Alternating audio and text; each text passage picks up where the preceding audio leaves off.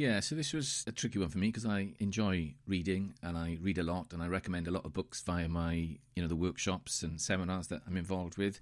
So I went back to one that really did influence my practice, and it's a book by Professor John Seddon around 2003, and it's called Freedom from Command and Control. And I read it and I thought, wow, it introduces this concept of failure demand, which, when I realised, and I looked back at healthcare, and it was at the time in my career when I was starting to look at healthcare systems rather than individual clinical scenarios and trying to look at improvement on a bigger scale. And it just sort of showed me how much failure we were operating and tolerating within healthcare, really, and just treating it as normal. And so Paul and I have spent the last 15 years really working in this space, trying to improve things around medicines, prescribing, therapeutics, and we keep on coming back to this concept of failure demand versus value demand. And I share it with audiences around the country.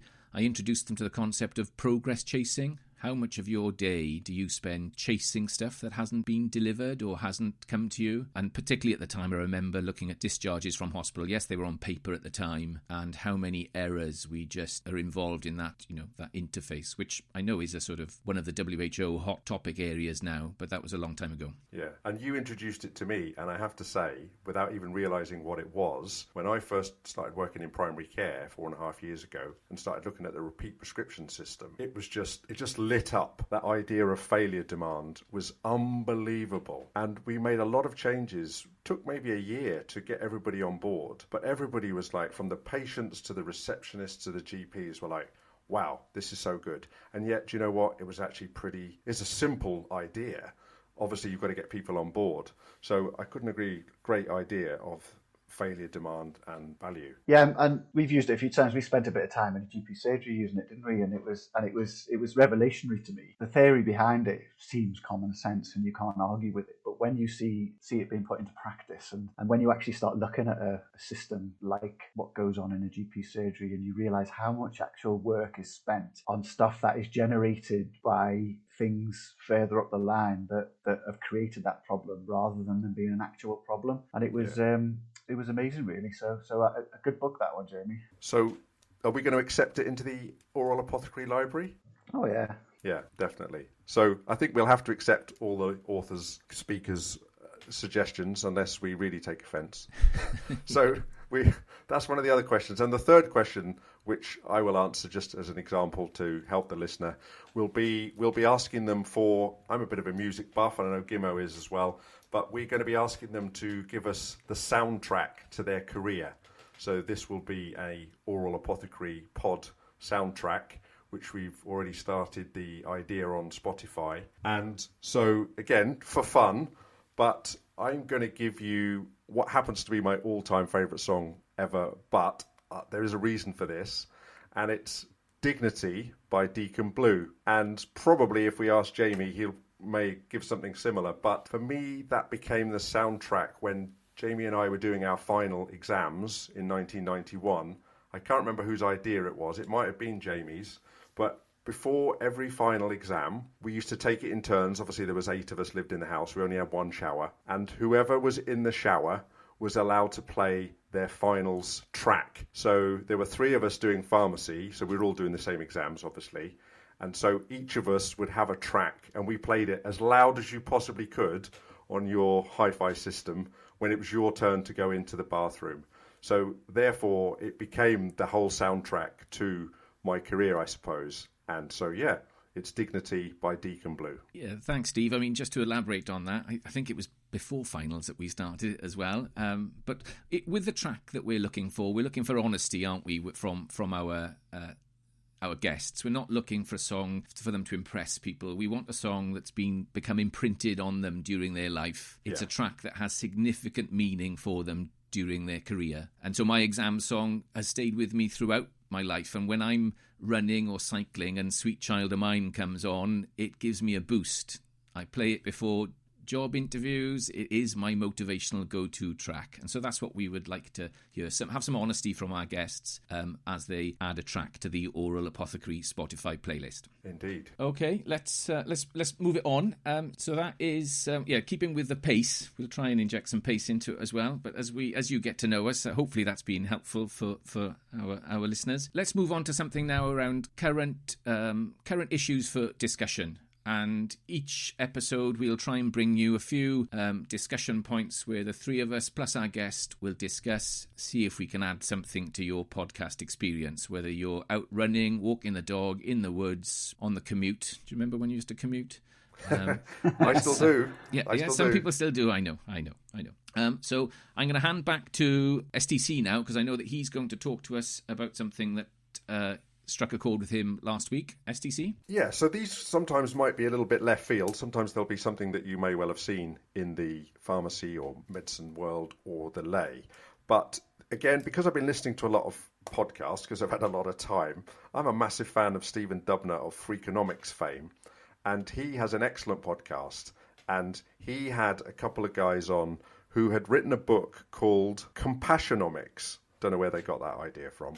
So they talk about this idea that perhaps there is in healthcare, there's a compassion crisis. And this sort of struck a chord with me because they talk about the evidence. There's a whole book that they've written and they talk about looking for evidence. And okay, it's not randomized controlled trial level evidence, but there is some evidence around the importance of empathy and that personal building with patients, which potentially can improve patient care. So they talk about improving pain perception, for example.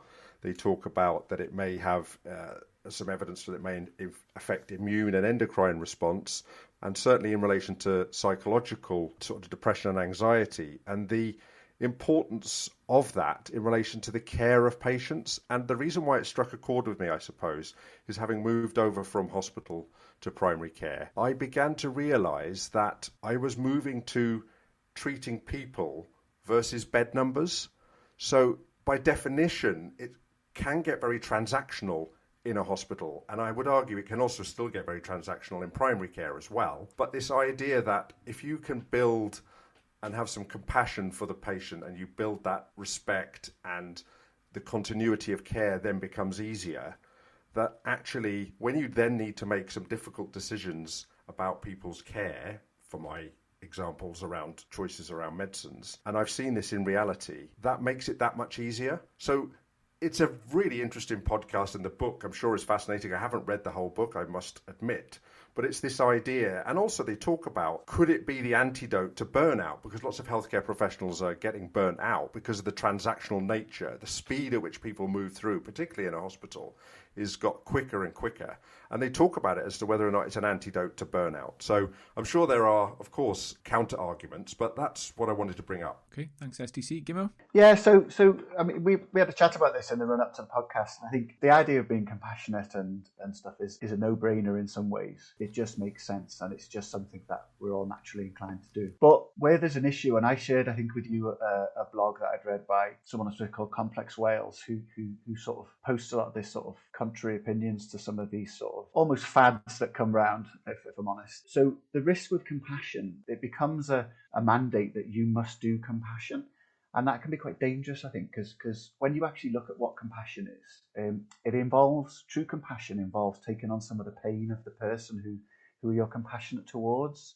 And I think to expect healthcare professionals to do that on the scale that they might have to, I think is difficult and dangerous. So do we really want our healthcare professionals taking on all that pain, or do we want them in the best possible place to treat those patients? Now, that doesn't mean they can't show empathy and they can't show compassion, but I think we've got a limited compassionate resource. And I think there's another dangerous thing with compassion in that it sort of puts the blame for not being compassionate with the individual person, when actually the reason that people might struggle to sort of behave in a way that is seen as compassionate is because of the constraints put on them by the system that they work in, rather than their own individual ethical framework. So I'm not disagreeing with the idea of compassion, but I think it becomes simplified when we say, all healthcare professionals should be more compassionate. And I think when you oversimplify something like that, it can become a bit dangerous. Yeah. I mean, it's one of the nursing 6 C's, isn't it? Compassion and care. Yeah. So I think I know what you mean. And I'd agree with you. I'm not saying that you can be compassionate or need to be that compassionate all of the time. It's working out when are you transactional. So in primary care, when we went through COVID, moving everybody to video consultations, for example, everybody said how great it was, but it was quite quick before people realised that actually for a transactional where you know the patient and you just need to sort out something for them and it's transactional, that's great. But if there's something really complex or something new and you don't know the patient, that's really hard to do over a video. And I'm not saying, again, you can't be compassionate or empathetic on a video, but it's that much easier once you've kind of to build that respect. And I suppose all I'm saying is that it chimed a chord because now that I'm working in primary care, these people come back to you. They're your patients. Whereas that my reflection on working in the hospital is I may never see that person again. And so I probably got sucked into transactional. I'm being honest, I suppose. Yeah, and I think when you hear patients, when you hear these sort of patient speakers who come to conferences and talk about their experience, one of the things they always bring up is the fact that they feel more like a number than a person, don't they? And I think that's part of what you're talking about, isn't it? Yeah, I think so. Yeah. Or a disease rather than a person as well is the other trap that we can fall into. But just for clarity and for the press release post podcast, we all three apothecaries we approve of compassion. And absolutely. Of course. Just to clarify. No, but we said we're trying to be edgy and authentic. I mean, we are. At some point, we're having an authentic chat about, and Paul's point, which is... It's about how the word is used. Exactly. Yeah, absolutely. Which is true of everything, isn't it? I can hear my mum now saying everything in moderation. whether it's alcohol or the use of compassion. You've got to know where to use it. And I know over the coming episodes, we will come back to the theme of complexity and some of those bigger issues. I'm fairly confident of that. Okay, look, we said we'd try and keep it pacey. So that's just a flavour of what we've got for you, listeners. Please let us know what you think of it. I'll ask Gimmo at the end of the podcast to give you some contact details for getting in touch with us. We'd love to hear from you. Next episode, we will be delighted to welcome our first guest to the Aural Apothecary Podcast, and we will be welcoming Claire Howard. Claire has worked in pharmacy since she was 16 and in the past was the Deputy Chief Pharmaceutical Officer for NHS England. She is now the Medicines Optimisation Clinical Director for the Wessex Academic and Health Science Network. And so we're really looking forward to welcoming Claire to the pod for the next episode. Yep, looking forward to that. Yeah, a colleague of yours, Steve? Very much so, yeah. I'm looking forward to her Desert Island Drugs. And her and her tune and her book. We welcome it all. As I said, it'd be great to hear from you. Gimmo, what options have people got for getting in touch with us? Okay, so I've spent this afternoon setting up various social media accounts. I was just saying to the boys earlier, I feel a bit like my dad did in the 90s when he was trying to program his video and sort of setting up these accounts. But we're on Twitter at Aural Apothecary, and we're on Instagram at Aural Apothecary Pod.